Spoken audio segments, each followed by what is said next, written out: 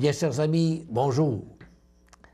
Cette semaine, à l'émission, pour amorcer l'année 2014, ça me fait plaisir de vous présenter Henri. Bonjour, Henri. Bonjour. Henri est actuellement stagiaire en vue de devenir prêtre dans l'unité qu'on appelle Saint-Laurent, à savoir la paroisse Sainte-Geneviève de Berthier, la Visitation de l'île du Pas et Saint-Ignace de Loyola. Alors, pour les gens de ce milieu-là, il risque que vous reconnaissiez Henri.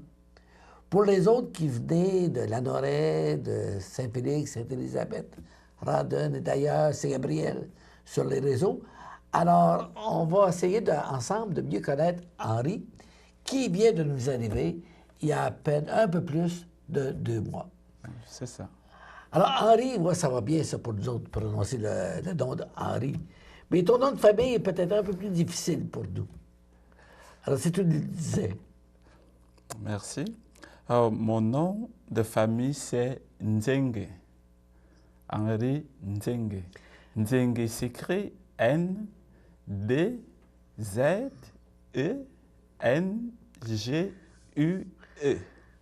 Alors, tu répètes comment on prononce ça? Nzenge. Henri Nzenge. Nzenge. C'est ça. Voilà.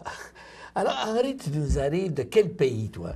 Alors, je suis camerounais, c'est-à-dire africain, en Afrique centrale, un peu au-dessus de l'équateur. Alors, tu viens du Cameroun. Actuellement, à ton âge, on peut demander ton âge. Quel âge as-tu? Je viens d'avoir 34 ans, là, à l'automne dernier. Et puis, tu es né dans un village ou une ville du Cameroun. Je suis né dans une ville du Cameroun, Qui se nomme comment? Obala. Ah, bon. Il y a même un diocèse, je pense, hein, qui Oui, s'appelle c'est Obala. également ça, le diocèse. Parfait. Et puis, comment tes parents, ta famille, comment vous viviez là-bas, au Cameroun? Mon papa était un enseignant. Oui, ma maman était cultivatrice. Pour le moment, ils sont retraités, tous les deux. Et ils sont rendus au village, en campagne. Ah oui? Ah oui, et le reste de la famille, j'ai 3 frères et une petite sœur qui sont également éparpillés dans le pays. Et quand on dit que ton père était enseignant, qu'est-ce qu'il enseignait? Mon papa, généralement, il enseignait d'abord au primaire. Et puis, par la suite, il a été éducateur de la jeunesse. Il a aussi appris un peu de gymnastique à ses élèves. C'était un éducateur. Ah bon. Puis ta mère, on dit cultivatrice. Qu'est-ce qu'elle cultivait? Cultivatrice, généralement, ma maman, au départ, n'était pas cultivatrice d'abord.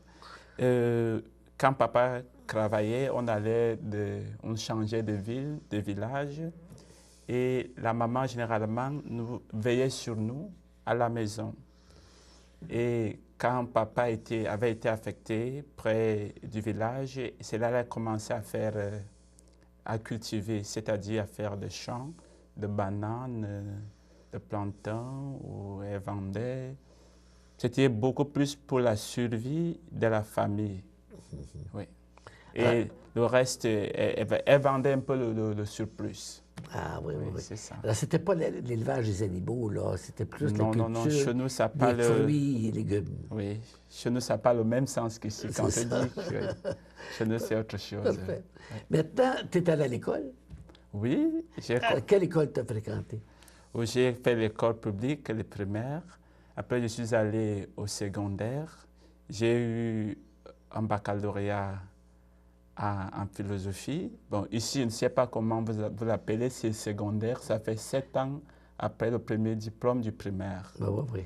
Alors, après ce premier diplôme, je suis rentré à l'enseignement supérieur. Alors, c'est ce qu'on appellerait ici, nous autres, peut-être secondaire et cégep. Là. Oui, chez nous, on mélange tout au secondaire. Bon, comme études supérieures, j'entre en propédeutique. Après la propédeutique... Propédeutique, il faut dire, c'est une année de préparation. Oui, pour la vie religieuse. C'est ça. Puis en ce temps-là, j'étais au Carmel. Et après... Si je me permets de t'arrêter, Donc après tes années de secondaire, les 7 ans, là, Oui. est née en toi une vocation, c'est-à-dire est né en toi un appel au service de Dieu, j'imagine. Justement, je me souviens, c'était en 25 décembre que j'avais invité un enfant d'une famille démunie. Et il n'avait pas grand-chose à manger le jour de Noël. Alors je l'ai invité pour partager mon repas, mon dîner avec moi. Et c'est pendant le dîner que je lui parle de mon désir de devenir prêtre. Et ce désir date déjà depuis mon enfance. Ah bon? Et c'est ma maman qui me raconte, Ah parce ouais? qu'elle dit que c'était lors d'une ordination Oui. que je lui avais dit, maman, moi aussi, je serai prêtre. Ah Mais bon, elle bon. a gardé cela dans son cœur et en Oui, oui. m'observant. Ce désir a grandi en moi et rendu en première, ici on peut dire première année Oui, oui. cégep. Oui, oui. Alors, ce 25 décembre, j'ai invité l'enfant dont je vous parlais, d'une famille démunie, à partager mon repas. Alors, je lui ai exprimé mon désir de devenir prêtre. Je ne savais pas comment ça se faisait exactement. Et il m'a dit, pour devenir prêtre, il faut aller rencontrer un autre prêtre. Parce que lui, auparavant, avait eu un ami qui était rendu au séminaire. Alors, c'est ce qu'il avait fait. Tout de suite, après le retour du second trimestre, je suis allé rencontrer le curé, l'aumônier des jeunes. Ah oui, oui, oui. J'ai parlé avec lui et à la fin, les choses ont suivi toutes seules. Et puis, si tu me permets de revenir un petit peu en arrière, Oui. lors de l'ordination à laquelle tu as participé, toi, tu avais quel âge?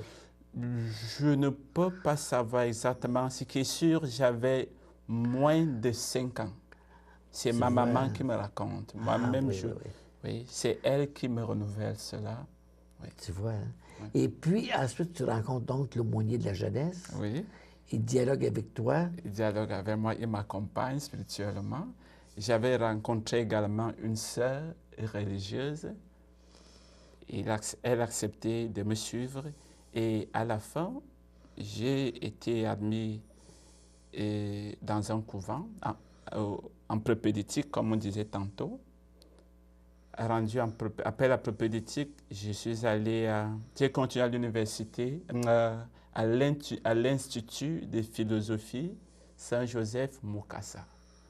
Parce qu'il faut dire hein, que si on veut devenir prêtre, il faut commencer par ça. Hein. Oui, oui. La philosophie, la propédeutique, c'est pour la préparation, la transition entre le monde, les activités du monde, et puis celui de l'engagement. Là. Voilà, avec la philo 1, philo 2. Après, j'ai présenté mon baccalauréat en philosophie à l'Institut de philosophie Saint-Joseph Mukasa, qui est affilié à l'Université pontificale salésienne à Rome. Ah, bon. Bon, après, je suis allé au Carmel bien avant de venir faire la philo 1, philo 2. J'ai fait les vœux. Après 2 ans, je me suis retiré. Je n'étais pas heureux. Je trouvais ça un peu difficile pour moi. J'étais plus appelé à être avec des gens. Hein. C'est ça. Et on priait, c'est bien beau de prier, mais pour moi, il manquait aussi de l'action. Fallait joindre contemplation et action. Contemplation et action pour mieux équilibrer. Alors, après, je suis allé à l'université d'État pour continuer mes études de philosophie à l'université de Yaoundé 1. Yaoundé qui est la capitale du Cameroun. Oui, Yaoundé qui est la capitale du Cameroun. J'ai eu ma licence en philosophie d'État. Ici, je ne sais pas, là, c'est Cégep plus 3.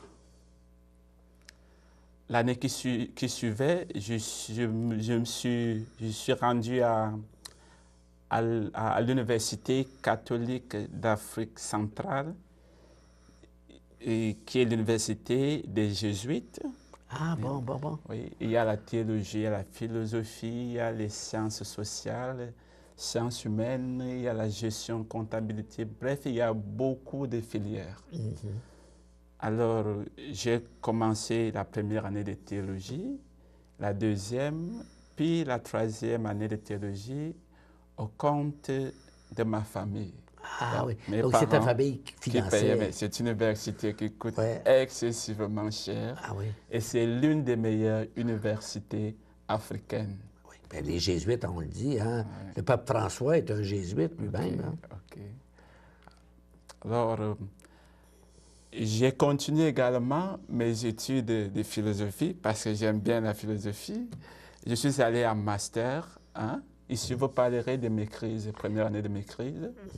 Alors, comme spécialisation, j'ai opté pour la philosophie des sciences, c'est-à-dire la critique des sciences. Ah, bon. Oui. Oui. Bon, après, je n'ai pas terminé, je n'ai pas soutenu ma maîtrise.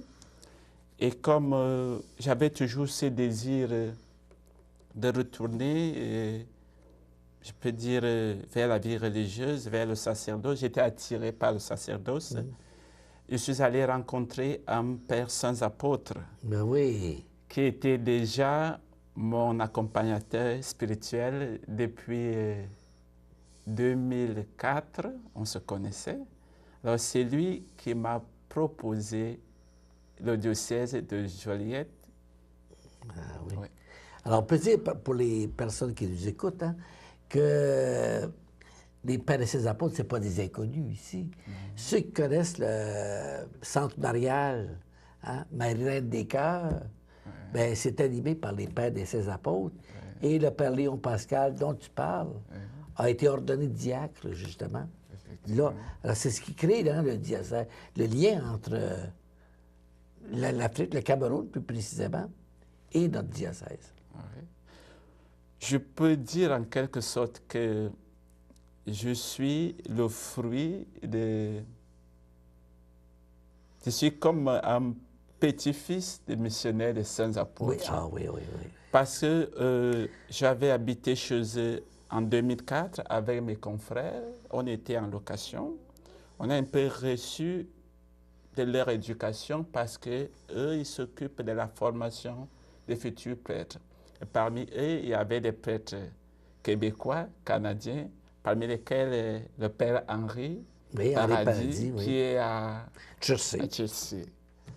Et le père Léon, c'est un sans-apôtre aussi, mais lui, il est camerounais. C'est ça. Il a été formé par les Canadiens. Oui, Après, ensuite, lui, il m'a accompagné spirituellement. C'est dans ce sens que je dis, je suis comme le petit-fils des saints apôtres, donc des Québécois, qui se trouvent dans mon village actuellement. J'ai des sœurs de la providence divine qui se trouvent dans mon village, au Cameroun, alors voilà, à l'heure peut-être actuelle. une question importante que tu viens d'aborder, Henri. Hein, comment se fait-il qu'un Camerounais comme toi aboutit chez nous, dans le diocèse de Joliette? Alors, c'est justement à cause de ce lien-là entre les pères et ses apôtres qui sont ici et qui sont aussi chez vous. OK. Il faut dire, quand le Père m'a proposé cela, je n'ai pas tout de suite accepté parce que le Canada est réputé par le froid. Oui. Comme vous dites maintenant, Oui. il fait frais. Oui. Alors, j'ai trouvé ça un peu dur au début, mais aller là-bas au Canada, je n'ai pas de parents, je n'ai personne, mais comment est-ce que je vais faire? Alors, pendant que je méditais dessus, il y a une phrase biblique qui est venue dans ma tête, un passage biblique, c'est Matthieu chapitre 28, des versets 19 à 20. C'est l'envoi à mission, où Jésus dit, allez de par le monde entier, annoncer la bonne nouvelle, baptisez au nom du Père, du Fils et du Saint-Esprit, et moi je suis avec vous tous les jours. Ça m'a marqué. Et le deuxième point, c'est la crise de vocation dont m'avait parlé l'abbé Wilson, qui est l'un des responsables des vocations du diocèse de Joliette. Quand il m'a décrit le diocèse de Joliette, je me suis senti comme interpellé tout de suite. Je sentais comme une sorte d'adéquation entre ce que je ressentais et ce qui se passait au diocèse de Joliette. Et puis là, tu as pris ta décision, tu as donné ta réponse, j'imagine, au Père Léon Pascal. Oui, je lui ai dit, bon, on va essayer. Il m'a mis en contact avec Wilson, Oui. qui est un prêtre du diocèse de Joliette. On a cheminé ensemble, tous les deux, jusqu'à l'arrivée ici. Oui, j'ai pas eu tellement de difficultés à avoir mes papiers, mon visa pour venir ici, mon permis de travail. On avait refusé la première fois. La deuxième fois, on a accepté. Ça avait été plus rapide. Ça avait été plus rapide. Alors, un jour, après la réception de mon passeport, mon visa, j'ai appelé l'abbé Wilson pour lui dire que je venais d'obtenir mon visa, mon permis de travail. Ouais. Et il m'a dit, c'est bien, est-ce que tu peux venir au Québec maintenant? On était un jeudi. Oui. Il me dit, est-ce que je peux venir à Québec, à Joliette, Oui. au Canada, Oui. le lundi qui suivait? Il dit, Pas loin. comment ça? Je viens juste d'avoir la réponse, je ne suis même pas encore prêt. Oui. Il me dit, bon, tu es vendredi, Oui. samedi et dimanche pour te préparer. Et bien sûr, il ne m'a pas forcé, hein. Non. Il m'a laissé la latitude de décider. Puisque j'avais une possibilité Oui. de venir à ce moment ou une semaine après ou un mois après. Oui. Mais il m'a expliqué les choses, qu'il y avait une compagnie aérienne qui faisait soit des promotions. Là, le prix était un peu bas. Ça pouvait être à mon profit pour venir le plus tôt possible. Alors j'ai dit d'accord, je vais venir. Et c'est comme ça que je suis venu ici, je suis arrivé ici. Et c'est arrivé au mois de novembre. Octobre. Fin Je suis octobre. parti du Cameroun le 7 octobre, 7 octobre. à 23 heures là-bas. Et je suis arrivé à Montréal le 8 octobre à 12 heures. Environ 14 heures de voyage, hein, sensiblement. Sans compter les arrêts dans les aéroports.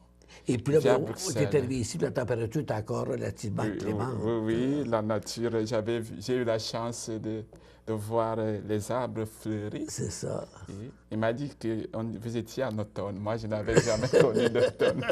Parce qu'en Afrique, il n'existe pas, au Cameroun, il n'existe pas d'hiver, il n'existe pas de printemps. Bon, c'est presque la même température pendant toute l'année. L'année longue. Oui. Alors ici, ce qui m'a marqué, c'est l'hiver. Comment j'ai découvert la neige. Ah oui! Et la glace. Alors, quand je suis arrivé ici, je me suis installé à Saint-Lin. Oui. Le matin, vers 7 heures, j'étais au deuxième.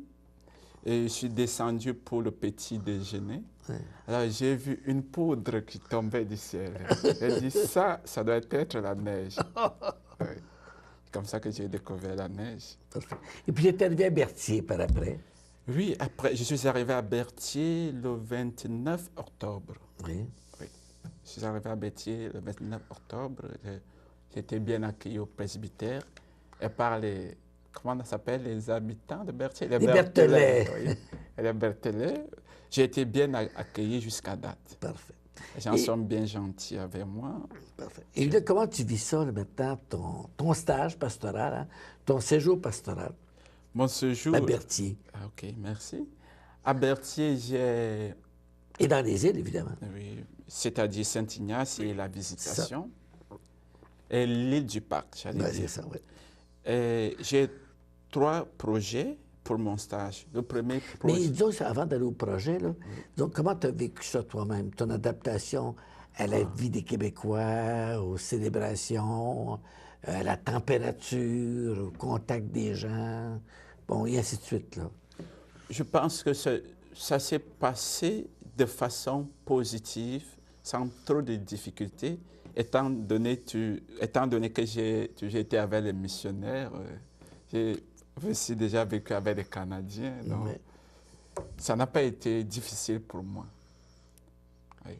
Alors, ce qui a attiré mon attention, c'est le froid de l'hiver. Oui, oui. C'est le froid de l'hiver, et il fait froid, mais je m'habitue peu à peu. Oui. Parfois, quand je suis à l'intérieur presbytère, j'éprouve cette envie de sortir pour prendre un peu de froid en moi. Alors, j'ai pris l'habitude de sortir un peu, faire un tour et rentrer. Et la neige me plaît beaucoup quand je suis à l'intérieur. Je vois c'est blanc, c'est beau, surtout quand le soleil sort. Ah ouais. Et aussi, c'est beau quand on est en auto. Par exemple, quand on se rend parfois à Saint-Ursule, à Louisville, Oui. c'est beau. Quand on est dans l'auto, on voit un ciel au-dessus et un ciel en bas. C'est propre, c'est beau. Et par contre, je n'aime pas quand la neige devient sale. Oui. Quand les autos la salissent, je n'aime pas. Je voudrais la conserver tout blanc, si c'était toute blanche, si c'était possible. Et puis, maintenant, bon, tu t'es adapté avec les relations avec les gens, maintenant, avec les personnes.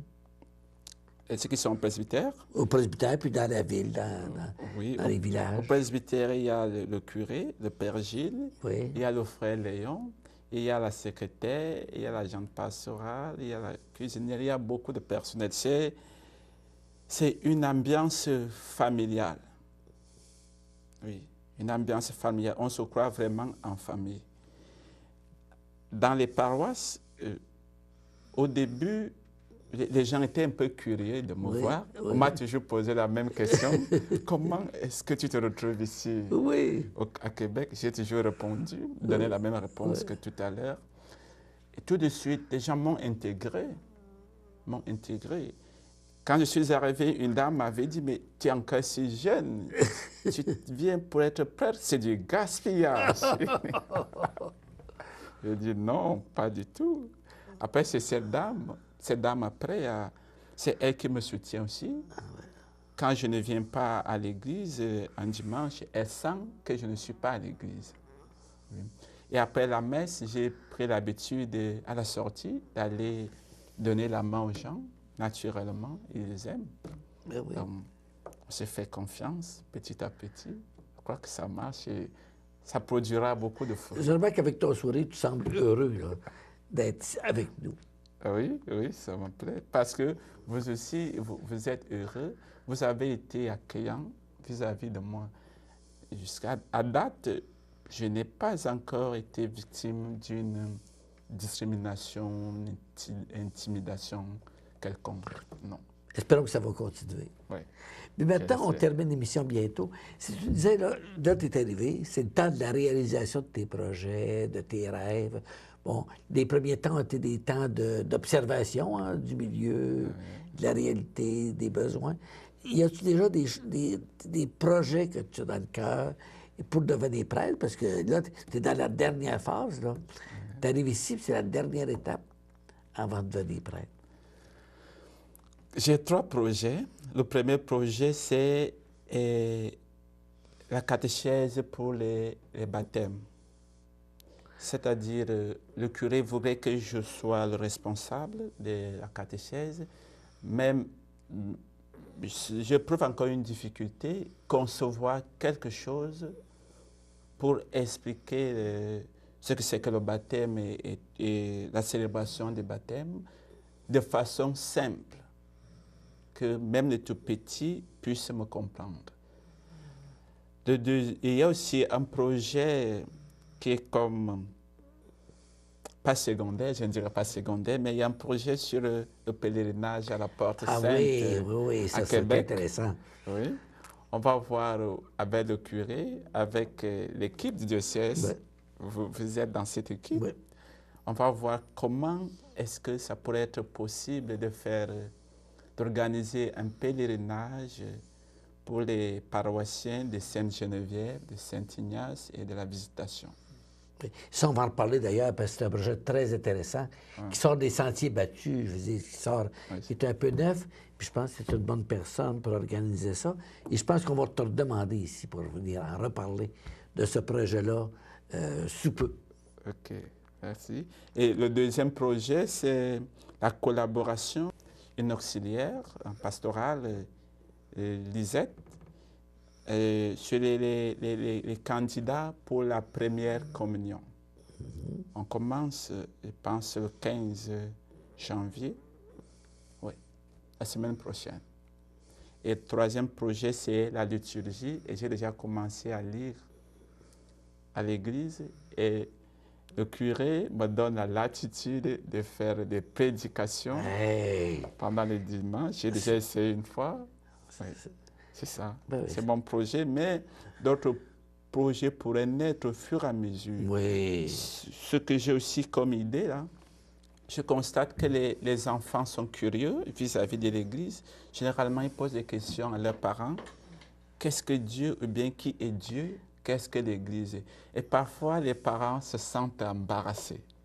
Alors moi, avec la permission des parents, en toute liberté, je suis disponible pour apporter de temps en temps, pas des enseignements, parce que moi, je parle plus de complémentarité, puisque nul n'a le monopole du savoir, de discussion, d'entretien spirituel chrétien, dans ce sens, avec leurs enfants ou avec qui que ce soit.